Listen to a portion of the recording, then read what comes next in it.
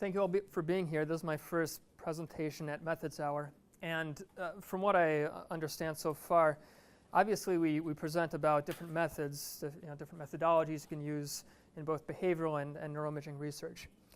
But today I wanted to adopt a slightly different tack and revisit more of a conceptual paper about particular methods that we use all the time with neuroimaging analysis, and particularly fMRI analysis. And I want to start this out with a little story back from the spring. Back when I was at Haskins Laboratories, I was helping do the analyses for a paper. It was a free-surfer-based paper. We were looking at the relationship between cortical thickness, cortical volume, a couple other measures, and a battery of measures of reading skill. So decoding, for example, is a measure of reading ability. Print exposure is a measure of reading experience, roughly speaking. And we did a round of reviews, and one of the reviewers asked us to look within these particular regions that we'd found were significant based on a whole brain analysis, and to extract data from those clusters to basically see what was going on. And I did it to humor the reviewer.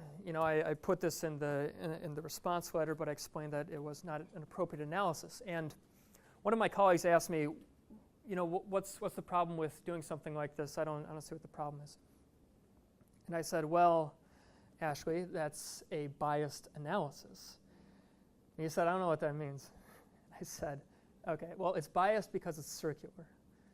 He said, you're still not really explaining it to me. I don't get it. And I said, it's circular because it's biased. Like I don't understand. Why don't you get it? Why don't you get it? So this talk today is kind of a belated attempt to try to explain a little bit better why exactly this isn't appropriate and how it can come up in different contexts. So I'll get back to this in a little bit. Now, I did mention that I wanted to briefly also cover how this pops up in behavioral studies, but I think it's a little bit more obvious when it occurs in a behavioral setting, these so-called non-independent or biased analyses. This was a paper by Elvin Feinstein back in 1988, where he critiqued a lot of epidemiological studies. And we still have a lot of the same problems today, actually. I'm sure there's some article that I just happened to come across about, like no amount of alcohol is safe because it's linked to some kind of disease. People have heard about that. I hope to God it's not true. But the point is that there are studies like this coming out all the time about things like alcohol, about things like caffeine, about things like sugar, cholesterol, how much is good for you, what's the optimal amount of exercise to do. And the problems with some of this have been known for a long time. This is a very good paper looking about it. And a couple of the big problems with this are things such as hypothesizing after the fact, after you've collected all of your data and run your analyses, and also if you do not correct for multiple comparisons. Now, the second point is something that we had some growing pains with early in fMRI analysis. We hopefully have been a little bit better about it now. It's pretty common. It's built in as a default into a lot of packages. But in behavioral studies, you can imagine, especially with these studies that Feinstein was critiquing, you gather a bunch of measures. You have hundreds or thousands of subjects. You have your control cohort. You have some other cohort based on exercise or alcohol intake, something like that. And you have a bunch of different measures. And if you have enough, just by chance, we know from statistics that you do get false positive once in a while. And if you can find something, you don't correct for multiple comparisons, you report that. Usually it gets picked up by the media. Okay. Let me point out a related way that you could carry out a biased analysis in behavioral research. And again, this should be pretty obvious. I don't think a lot of people do this. But I'm going to use an example that may be familiar to some of you. Does anybody know what this thing is? Okay. It's called For Loco. I've never had one, but this sounds like a disaster waiting to happen. So these things contain, I believe, something like the equivalent of 6 shots and 4 cups of coffee in a single can. This isn't something you sip to bring out the flavor with your meal, okay? This is usually, binged by people in parties. So if I were to carry out a study with For Loco, And let's say I'm examining its effect on test scores, for example. It's something really generic. And I have a sample of undergraduates from Michigan. This is my artist representation. But some of them have the effect, some don't. But I delete the people who do not show the effect that I want, and I only select the people who do show the effect that I want. And I get a significant effect. Obviously, that's a bias analysis, because you're only selecting the people who showed a significant effect. I hope that's pretty clear, right? There's no confusion about why that might be an inappropriate method to do. Okay, so that's really all I'm going to talk about in terms of the bias analyses and the behavioral side, because I feel like that's, for some reasons I'll get to later, more obvious, and it just stands out more for why that might not be a good idea. You see these referred to as bias analyses, circular analyses, non-independent analyses, and the verb is sometimes called double dipping, because you're already using a subsample of your data that's already shown a significant effect, and then you're reporting the data from that subsample, and then if you make inferences from that, that's not a valid way to make an estimate of a parameter. Okay? I'm going to use a lot of these interchangeably. They all refer to a similar inappropriate method. Okay, so the reason this is more insidious, I would say, in neuroimaging is because we have many, many different tests that we're doing in a single study, right? At all these volumes, what's typically done is what's called a mass univariate test. So I have a signal from all these voxels. In a typical data set, it can go up to something like 500,000 voxels if you have a small enough resolution size. And even if you do smoothing to reduce some of these, say, some spatial independence between the voxels, even then you still have tens of thousands of independent tests that you need to correct for. Okay, so this is a common problem. It's been known for a while. It's just the nature of the data that we're collecting. But the reason this can become a problem, I'll show you in an example from a study that was published back in 2006. And this was the impetus, if I'm following the chronology correctly, that led to this infamous Voodoo correlations paper. So we have these data sets, we have all these voxels, we're doing a lot of different tests, we're fitting a lot of different models at each voxel. Now, back in 2006, there was a study carried out by Girl-Spector and colleagues, which was focused on the fusiform face area of the brain. Roughly, this area down here, this is the posterior area, and roughly around in here is the fusiform face area. And within that region, they were looking at 4 different conditions. They were looking at activation in response to faces, animals, cars, and sculptures. And they extracted data from the face voxels, from the animal voxels, the car voxels, the sculpture voxels, and they ran statistical tests on those voxels that passed whatever threshold they had set. Something like 0.05, let's say. And lo and behold, they find this really, really clean effect where there seemed to be selective voxels for each of these different stimuli that they were showing.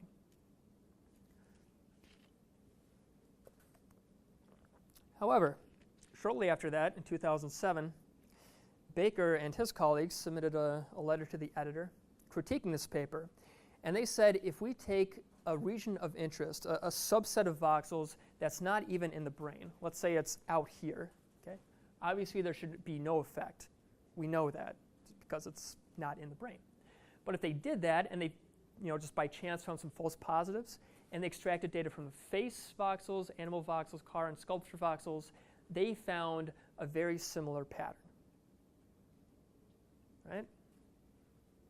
So just by chance, obviously you find some of those, and they only looked at those. But if they looked at this original data, and they did that same non-brain ROI, but they did an unbiased analysis using something called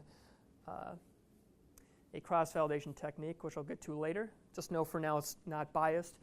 They didn't find an effect anywhere. Right? If you were to slap error bars on this, you wouldn't find a significant effect for any of those, which would reflect what we would assume to be the truth. Now, if you take the original data, and then you do that same cross-validation method, that same unbiased method, on the face, animal, car, and sculpture voxels, or those conditions, I should say, you find that face activity seems to be pretty strong across all of them, and you don't see that same selective pattern of activation for the different conditions that they reported in the original paper. Okay, so is that story pretty clear so far? All right. So that was the impetus for a paper that came out just when I was starting to do neuroimaging analysis. I was a lab manager back in 2009 in Will Cunningham's lab at OSU, and he's a social neuroscientist. And this paper kind of attacked specifically social neuroscientists. So there was, in my lab in particular, people were pissed. It was a huge deal. They could not stop talking about it. And I was just blown away. I was like, this stuff happens all the time. This is awesome. There's like all these controversies, and it's great. It's really not that great. I wasn't that involved really because I was a mere lab manager, didn't have a dog in the fight. But I saw people getting really upset, and I knew this was a big deal. This was the main finding, I would say, from that paper. This is kind of their infamous graph. What Ed Voodoo and his colleagues did was they sent out surveys to different researchers about what kind of analysis method they had done. Did they do an independent analysis, or did they do a bias analysis? So they asked them about their methods. They collated all the different information, and they also looked at these absolute correlation values that they reported. So Voodoo, according to his story, he said, I saw the Grosspector paper, I saw the rebuttal, and then I saw some additional talks being given, and I saw some effect sizes that were suspiciously high, very large, and it's not really what I would expect in a field that's looking at pretty subtle effects if you think about them, especially in social neuroscience. So this was the distribution of correlation values that they got, and notice that the mean appears to be, I don't know, close to 0.6, maybe 0.5 high, something like that. But there's a good deal that's 0.8 or above, 0.7 or above, and those are pretty large effect sizes. Now, their argument was a lot of these correlations should theoretically be impossible. So why are they happening? Their argument was the theoretical upper bound on a correlation between two variables is a function of the reliability of variable A and the reliability of variable B. So think about A as brain signal that we're measuring from the voxel, and B as some covariate or some measure that we took outside the brain. Now, their best estimate for this was that the upper bound should be 0.74. Okay, so you can take that with a grain of salt. You can read the paper, see, get a sense of how they derive that estimate. But this to me seems pretty reasonable. 0.74 is pretty high. Obviously, just due to chance, maybe you'd get something. Maybe you'd get something above that. But if we're assuming that what we're looking at is the truth, 0.74 seems to be a reasonable upper bound. So if we plot that on this figure in red, right about there, notice that a pretty good chunk of all these reported correlations fall to the right of that. Their interpretation was what's happening here. If we shade in red all of the studies that reported correlations using non-independent approach, they seem to have the lion's share of those correlation values above their theoretical upper bound. And critically, it seems as though we have, whenever we threshold these maps that we look at in fMRI analysis, we'll set, it's really kind of an arbitrary threshold. We can set a voxelized threshold of 0.05, 0.01, 0.001. But the significant voxels that we see in the resulting map, the ones that are significant are more likely to benefit from noise. And I'll show you how this plays out. More importantly, if you extract from those significant voxels, that is going to lead to inflated effect sizes. When I first read this, I didn't really understand how that would be, because if it's truly noise, wouldn't it kind of be random? Wouldn't it be higher in one place and lower in another? Why would it only be biased in one direction? Well, let me show you.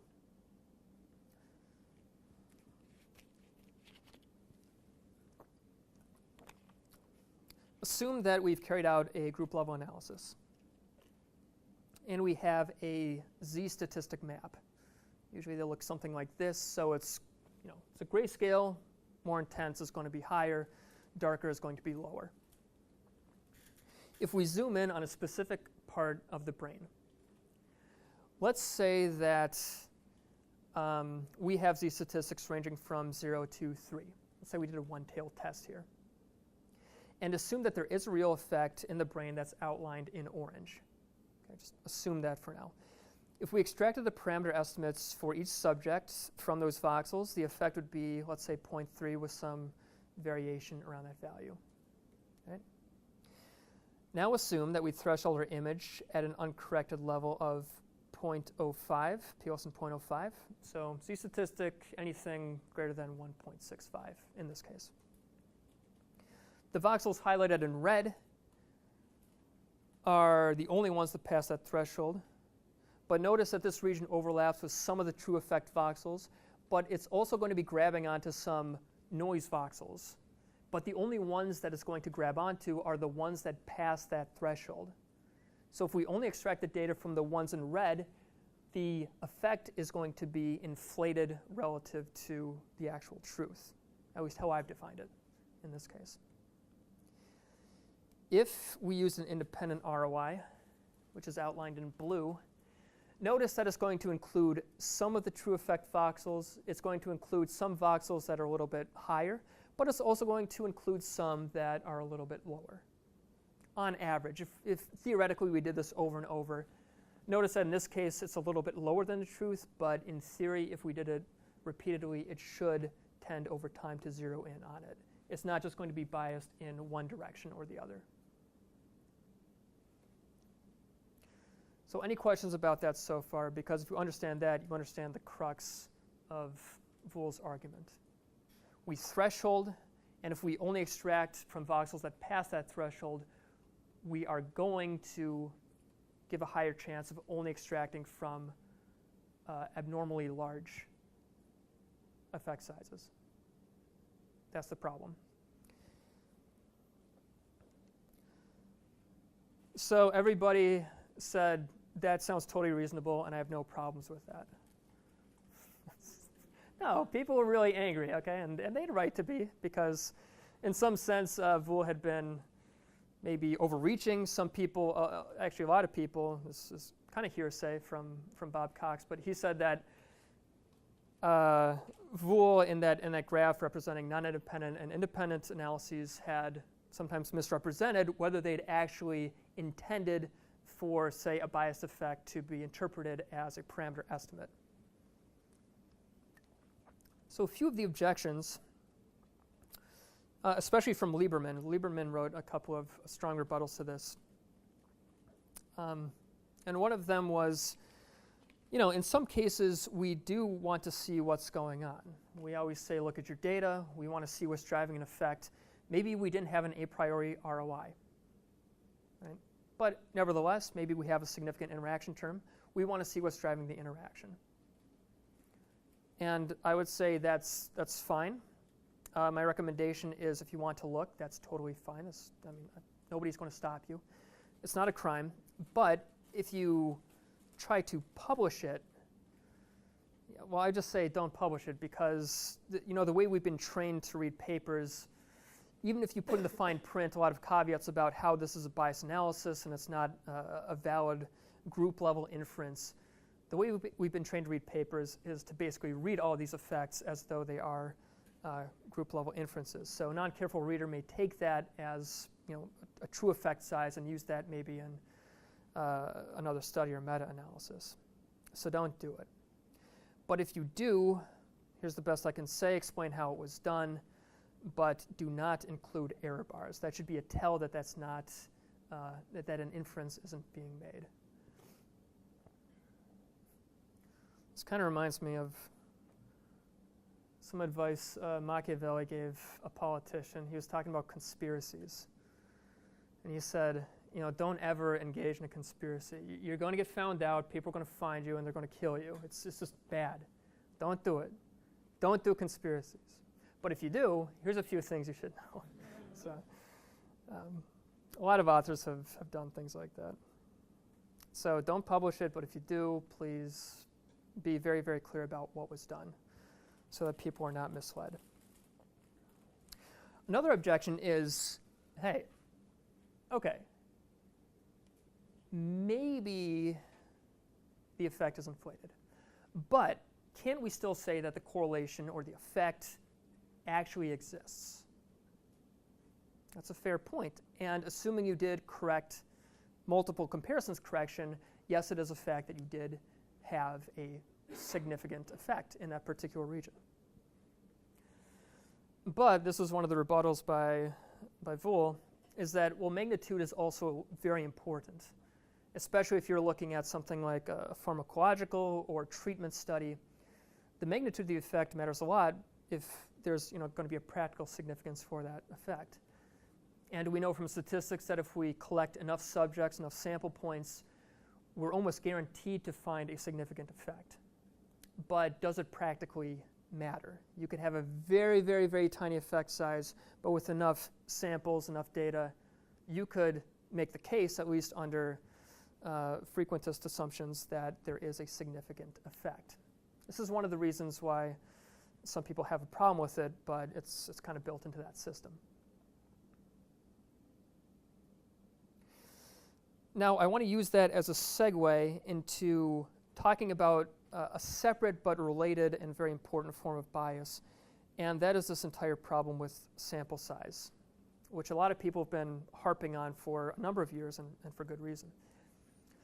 So Tagliaferri also weighed in on this whole voodoo correlations debate, and he said, yeah, bias analyses are a problem, for sure. But there's also something deeper going on at work, which is a little bit more insidious and not as easy to catch. And this is the fact that only high correlations in these studies are reported. By definition, only high correlations can be reported in studies with a very small sample size. If I only have 10 subjects and I'm doing a alpha level of 0.01, for example, the only correlations that I'm going to find are going to be very, very high. And it may just not be the case that in that particular population the effect is that high. So if you do find an effect and it appears to be as large as it is in your data set, that may be an inflated one, it may be biased in some sense. So as sample size goes down, obviously power drops, we know this, we've all seen the power curves, and the effect size that you'll need to actually find an effect is going to be inflated. And if we're operating under the assumption that a lot of null findings do not get published, the so-called file drawer problem, then the only ones we're going to see are these very large effects. Again, it could be that the effect is actually there, but the ones that we're seeing is not an accurate representation of the underlying ground truth. This is also known as the winner's curse phenomenon.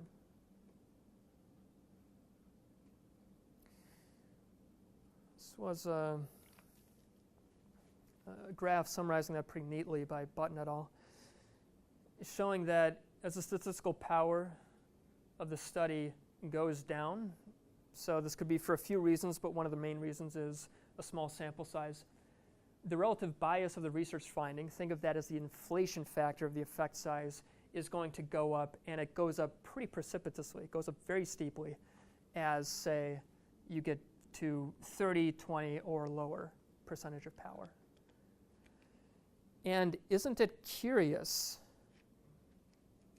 isn't it strange that in many grant applications, virtually everyone that I've ever seen, they all have 80% power for the particular sample size that they're proposing in their study.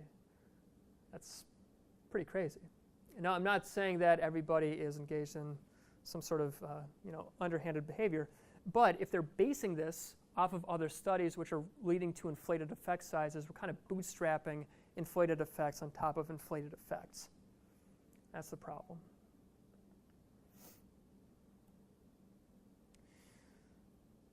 Okay. Here's just another angle. This was from Tagliarconi's 2009 paper, showing that if you have a stricter alpha level, and, some people argue, hey, to fix some of these problems with reproducibility, let's just make the significance level stricter. We're going to minimize the effect of false positives that way. But notice that if we're assuming that the effect sizes we're looking at are more in the range of, say, like 0.3, 0.4, may seem to be a more accurate estimate for some of these effect sizes, you're going to need pretty high power to detect those. And this becomes especially acute if you have very low sample sizes. So for a sample of, say, 20, which was around the sample size that Ed Vool was dealing with when he wrote his paper, which is going to be about here. If I have 80% power, let's see where that goes here. So my effect size is going to need to be greater than 0.6 to get 80% power. That's a pretty risky gamble, and you got to make sure that you're studying a very, very reliable, very robust effect if you're going to be making that assumption. And it becomes even worse if you decrease the alpha threshold. Okay, so everybody's kind of sad. I'm sorry. But what do we do? What do we do about this? I'm going to give a laundry list that you've heard before. Not to beat the same drum, but one of them obviously is to increase sample size. Not always a practical solution, however, just due to budget constraints. Some people are trying to get around this with mining larger data sets, larger collaborations. We'll see how that pans out. But all things being equal, if you can, obviously increasing n does mitigate the problem. Another one is using power analyses appropriately to estimate effect size. With neuroimaging, this is kind of a problem. We haven't found a really good way to do this. There are some tools available, and the best one I found is something called neuropowertools.org, which I have made a short introductory tutorial about. It's pretty good. Last I checked, they do not accept sample sizes less than 10 for the power analysis. They gave some reasons why. It just tends to break down the whole power curve if it's less than that. So I don't know the particulars, but just be aware of that. That's a pretty big pilot size for neuroimaging data in particular, but that seems to be the best approach that I've seen so far. And I'll just let you know right now, the power curves are not forgiving, right? So you may say, okay, I want 80% power, but from this pilot analysis with 6 or 10 or however many subjects, in my experience when I've done this for grants, it's usually spitting out things like 70 to 80, something like that, even with effects that I think are pretty reliable and robust. So it's definitely no picnic. And pre-registered reports, again, we'll see how this pans out. This is relatively new, I would say, in our field. In some journals like Cortex, for example, I think this is becoming more the norm, that they're requiring people to do this, where they'll publish a study even if you find a null result. The hope is that if we do that, we encourage people to actually publish null results, and we will get a better estimate of what the effect actually is, if it truly is there. Okay. So now I'm going to give you a few examples and ask you what you think. So pop quiz, all right? You thought you were just going to zone out through another methods hour, and shame on you. No, you got to think about it. Okay, so start off easy. We'll get to some harder ones. So going back to my initial example, where I extracted the decoding correlation from that cluster in the lower left and the print exposure correlation in the upper right, that is a really nice looking interaction that I got there, right? Well, kind of an interaction. So is that bias or not? This is a gimme. Oh, yeah, okay, yes, it is, yeah. I've already defined those to be significant for these particular correlations, right? Okay, so, okay, fair enough. John has just torn into me, told me that's bias, and he's not going to accept it, reject. What if I told you I'm going to use another covariate that I have? I'm not going to use decoding or print exposure. I'm going to use something else. That's okay, right? Why are you shaking it, Lon? It feels like if you know that it's related to it's like one step removed, but if you already know it's related to what you already correlated it with. Okay. So maybe, just maybe the covariates are correlated somehow. That could be, yeah. Could be, yeah. If they're not completely orthogonal, then yeah, if they're sharing any kind of variance, it's not going to, it's as though the data already have some sense of what the direction of the correlation is going to be, right? If you want to think about it that way. Okay. Tough crowd, tough crowd. Here's another one. Some guy published a paper back in 2016. And in the methods section, he made this claim to defend how he did this ROI analysis. So in this approach, second-level analyses are run for each contrast, consecutively leaving out each subject from the GLM and extracting that subject's contrast estimates from the resulting ROI. Is that okay to do?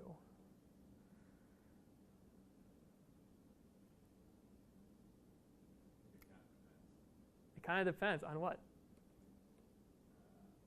Did you do your whole group map, find a region, and then you're like, oh, okay, this is the region, it's all good, let's group it out, you know? Right. I'm going to get to that in a second, but that's a very good point. So if you already knew where the effect was, and then you determined to extract from that cluster, we actually did have a mask of this medial prefrontal area, and we found a cluster for, we had like significant clusters from the group level in there, and then we said, well, to see what the actual effect is, we're just going to leave one out, keep extracting, but only use clusters within this predefined region that we were studying in the first place. But again, you have no idea what I was actually thinking when I was doing that, did you? Which is a problem, admittedly. Okay, so this is related to what Taras just brought up. Let's say that I'm looking at some neuroimaging data, and I haven't even looked at my second level results because I'm Mr. Clean, right? And I said, okay, I had this a priori ROI centered right here because of whatever, some other study, and I'm basing this off of theory, and this is my best guess for where I think I'm going to find my effect. Again, I don't know anything about my true effects. But I run my second level analysis, and it kind of gets some of that, but a lot of that stuff is actually left out. And it turns out if I extract from this, I don't get a significant effect. That's crazy, right? I mean, that would never happen. So I go, oh, actually, I was thinking it was going to be in the pre-SMA. So, right? Is that okay? No? It's not okay? Okay, well, okay, go. Well, slow down. I'm going to divide my alpha level by 2 because I'm doing 2 different tests. How about that? Why not? I thought we were buddies. Like, it's not a matter of how many tests you're doing. It's a matter of the fact that you selected the second ROI based on the data. Yes. No, that's absolutely the case. I'm being kind of silly just to try to dance around it. But yeah, if you know where the effect is, it doesn't really matter how you're fiddling with your alpha level to try to account for the number of tests you're doing. You already know where it is, and you're essentially doing the same thing as if I just thresholded it and only extracted from those values which passed the significance threshold. Again, it's a little bit dicier because did you actually know what I was thinking when I selected this? Yeah. I'm slightly the outsider, but I don't know that. That's okay. No, that's good. If you were Mhm. would that area still light up? I mean, is it consistent from individual to individual from time to time? Because couldn't you use this study as like that first study where you find your ROI and then Ye- you're doing another study, but now you know that ROI? I mean, in some level, it, Go on. that Yeah. initial ROI based on something, you're saying theory, Mhm, that theory mhm. should be based on something, maybe Yes. something that, so, I mean, it's all strings along the line, I guess, unless every time you're running this, another area lights up, at which point it's biased within the study. Sorry. No, that was excellent, and I'm glad that you ran through your whole thought process of that. Did everybody follow that? So what's your name again? Vikat. Okay. That was excellent because that's absolutely true. If I used these same results for a completely independent data set, that's legitimate. And even within a certain study, you see this with things like functional localizers, where it's a scan that is independent from the other scans. Or sometimes people will use every other scan in a method called cross-validation. So that's entirely appropriate, yeah.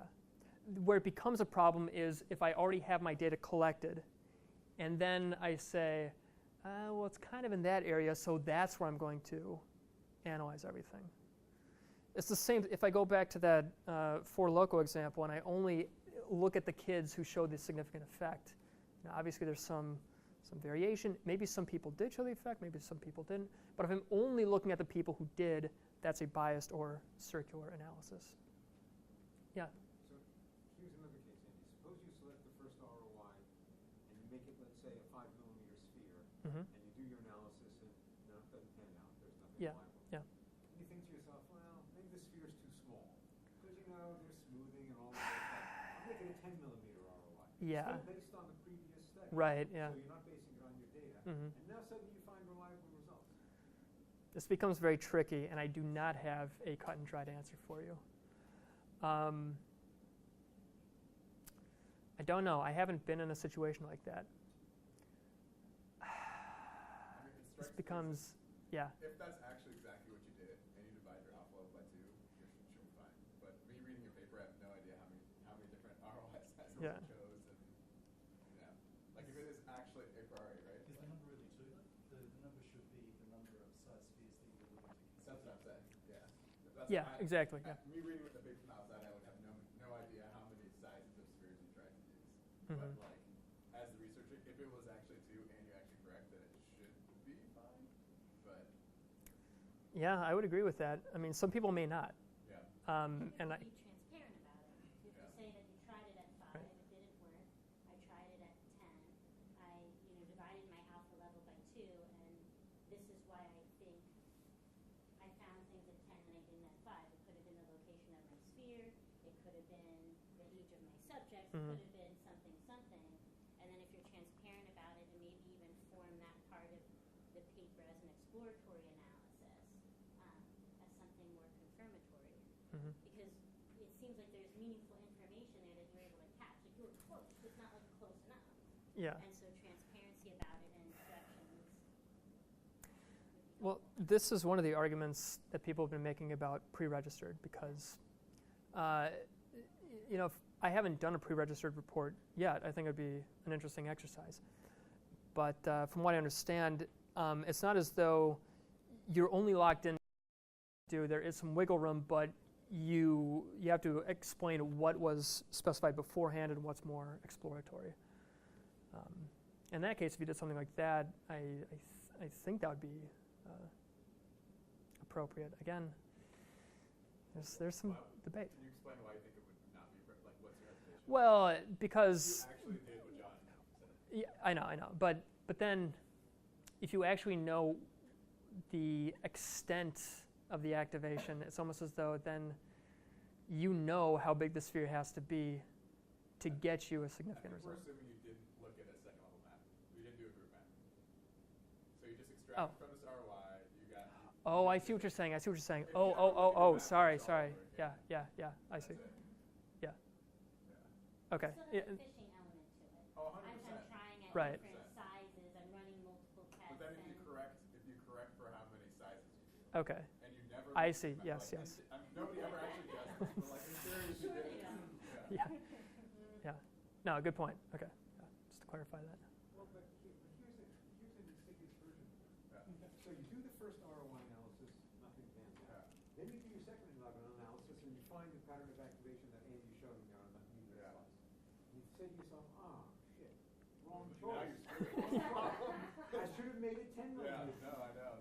This is the problem. And now you only have 2 comparisons to correct for, Yeah. because you only did the small one and the 10 millimeters. Yeah. Yeah. But on the same topic, if you have multiple ROIs that you want to extract, should you standardize them all to all 10 when you collect them? So that No, not So you necessarily. can The previous choose- literature said. cherry pick like this is 5, this is 10. Yeah, if the this is previous whatever. literature shows that in inferior frontal gyrus, there's only a small spot of activation, but in parietal cortex, there's an enormous one. Right. You're fair in choosing different size ROIs. And what if I'm interested in like subcortical regions that are way Yeah. smaller than those other? Yeah, I right. can't have It depends, yeah. I'll hit 3 or 4 regions, but. But what, okay, so I guess a more proof safe way would be say, hey, I derived this from like neuroscent, and these are different sizes of this Sure. Mm-hmm. activation, Mm-hmm. and I applied it on that, Yep. and that's Yep. fair game, right? Yeah. Yeah. Is this Yeah. specific multiple comparisons problem on where base can get you out of jail? Where base can get you out of jail? Well, 'cause I've Yeah. heard that base is specifically good for multiple comparisons exactly because it takes out the planning element. Researchers attention to that. I've heard that as well. Yes. Is there a catch to these? When you're looking at maps like this, I don't think so. I don't think so. I mean, even if these were estimated using some kind of Bayesian algorithm, even after you extract everything, you run a Bayesian analysis on those data. How you're picking it, somebody who does Bayesian analysis, correct me if I'm wrong, but I don't think that mitigates that form of bias. I Yeah. don't think it's going to get you out because if you look at your group map and you already know there's a strong result there, and then you say like, oh, now I'm gonna like you've already screwed the whole game. Yeah, over yeah. at that point. Well, part of the issue is it's a 2-step analysis. Mm-hmm. So there was an initial response to the Volt paper by Yeah. Gelman and someone else. And they said, yeah, you should go Bayes, but you should go multi-level Bayes. Right. So you should estimate all of this, both steps, both the initial task effect Mhm. and your group comparison in the same model. So kind of estimate everything together in a multi-level model, take advantage of, some of Bayesian aspects related to uncertainty and incorporate that into the model. Yeah. That was 10 years ago. Are people doing that? It's Computationally intensive for neuroimaging. Yeah. yeah, it is. Fun Yeah. SBM people are doing. Hey. Oh, yeah, no, please. What? To use your comparison about the children, Yeah. isn't the whole brain all the children? Like, Yeah, if you're analyzing every individual voxel, so then if I yeah. took the drink, I can't remember the name of it, and it's okay. It's probably okay. that way that I don't remember. Yeah. And I wanted to say, you know what, Hispanic children are much more sensitive to this type of Uh-huh. drinking Yeah. than white children. Okay. Now I'm creating populations within my study, Mm-hmm. and I can carve that out, okay? Now I want to say something like, well, actually, children under the age of 10 that are Hispanic are much more sensitive than older children, right? So my hypothesis is that age is an important variable Sure. when looking within this subspecies. So I can look only at Hispanic children, and I can forget about all other children, right? Yeah. So just to make that comparison, I feel like, okay, there's this one part of the brain Sure. that I should be seeing the activation. Yeah. But where are the other children? Where are the? There's got to be a better way to say that. Like the children that are like, What? that's the part that I don't understand. You're saying, yes, look, we see all this activation Yeah. in this part of the brain as a response to this thing that I'm doing. It depends when you make that choice. So if you said, I'm only going to be looking at this subset before I knew anything about the actual effect, that's totally legitimate. But I don't know, I guess, I don't understand what's legitimate about any of this. Like, if you're guessing and you happen to get it right, then it's good science. But if you Right. use Yeah. some, like, previous, like, I guess what I don't understand is you're trying to say this part of the brain Mhm. or this thing is more Sure. this other thing. Yeah. What is the other thing in this situation? I think Yeah, it's usually yeah. baseline. Yeah. So it's just a comparison condition. So it's not comparing your analogy children to other children. It'd be like comparing the Pre and post for yeah, logo. Hispanic Yeah, children yeah. before whatever it is. Poor logo. I only had one. It's product placement. Yeah. And then those same children after drinking it. So the comparison is different conditions for that same voxel or child. It's not necessarily comparing the children to each other. So in that example, where are the other children? Well, I guess it doesn't matter. We don't care. They're not showing change in the experiment, or they're not of interest in this case. You can think of it as like a placebo drink, Four Loko versus like sugar water, Yeah. right? Everybody's getting sugar water. Everybody's getting it's within subjects. Mhm. I still don't see that here, but okay. It seems like the big difference is whether you're selecting on the basis of the data that you have or you're selecting on the basis of something else. Right. Yeah. You have to pick children because there are too many of them. And so if you pick them on the basis of the peak, then you violated the assumptions of Frigatis hypothesis Mhm. testing. And Yes. Yeah. So how many patients should you choose? so I don't know enough. The reason I didn't say anything is I don't know enough about this sort of Mhm. fMRI modeling to sort of understand. But one of the big things about Bayesian, so one of the things you're talking about with like the increasing size of the ROI is there's a stopping rule problem. So Mhm. if you test until you get the significant effect and you're like, oh, I found the right width, you violated the stopping rule in Frigatis testing. You're guaranteed if you try enough of those to out to infinity, you're always going to get a significant one. So that's the point. So even with multiple comparisons correction, you still have a stopping rule that is, and so the stopping rule goes away, and multiple comparisons go away, and several other things go away with Bayesian modeling. The trick is that the thresholding is present in anything if you threshold on the basis of the data that you're looking at as opposed to thresholding on the basis of something else. So you can never get away from that basic I'm looking at my data. You can do some, I was thinking cross-validation actually makes Yeah, a lot of yeah, sense. mhm. Like I don't know anything about fMRI, but in a situation like that, minimally you should be able to see when you threshold, so there's a real effect somewhere that you're interested in, and conceivably you don't know where it was supposed to be. That's very frustrating. Yeah. Yep. Well, the problems of selection should at least go away if you have a leave one out kind of scenario. So you Mhm. have selection on the basis of the other 9 in your 10-person sample, and you can model that with Bayes. You can do sort of small sample modeling, and you can look at what it looks like on your, and then you do each one. You leave one out across the way. But again, I feel very without sitting down for another hour to understand this, I feel shaky on that. No, you're absolutely on the right track. Yeah. So I was going to ask the same question that Mhm. Carol just answered. But so the advantage of doing that, the advantage of leaving one, so let's take a concrete example. You run an experiment with 20 subjects, and now you do 20 second-level models, Mhm. each one leaving out one subject. Yes. And then you apply the ROI that you get from the 19 on the one that you left out, Yes. 20 times.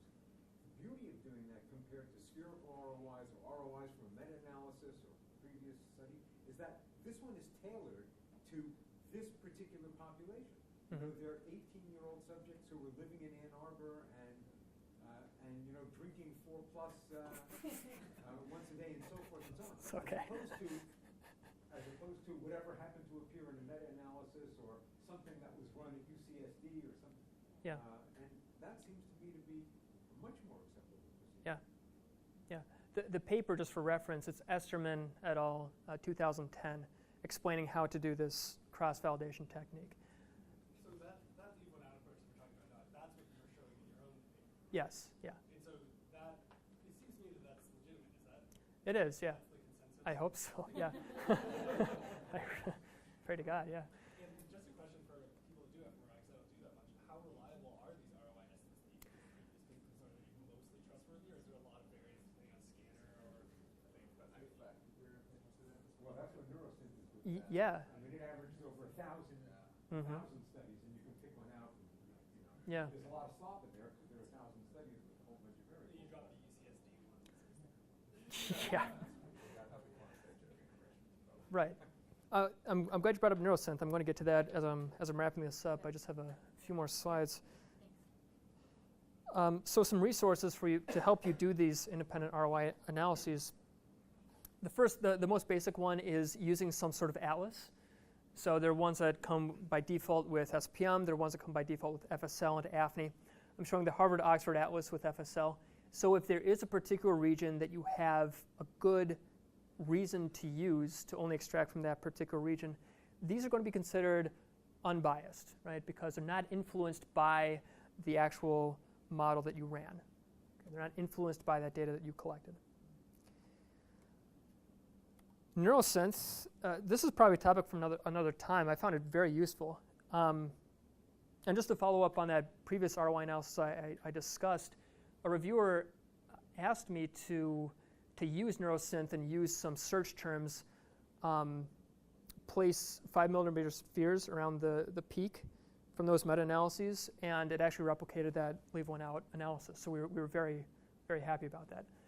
It's a very, very cool tool. If you haven't used it so far, you don't even need to have any fMRI background. You type in different search terms, and it will give you different probability maps for whether these voxels are active or not, based on many different studies. And it uses 2 different terms, reverse and forward inference, which I may discuss at some other time. It's another topic, but Neurosynth's very, very cool. I had a brief animation about cross-validation. It's not very long. I'll just let it run. So you have 1, 2, 3 up to n subjects. You estimate the whole model. You leave one out, and you extract the data from everybody else. And you do this iterating through all of your different subjects until you get a supposedly non-biased estimate for each subject, and then run that in a group analysis. So to conclude, what do we do about it? Choose any of those independent analyses. There may be more. I've only given you a few of the main ones that I've used. Know the reasons behind choosing it, and also just be aware that an independent analysis does not guarantee non-biased results for all the reasons we laid out. So that's the talk, and in conclusion, we had that very scary methodological paper, and we've never had a problem since then. So everybody lived happily ever after. No, I'm kidding. Okay, thank you all very much for coming.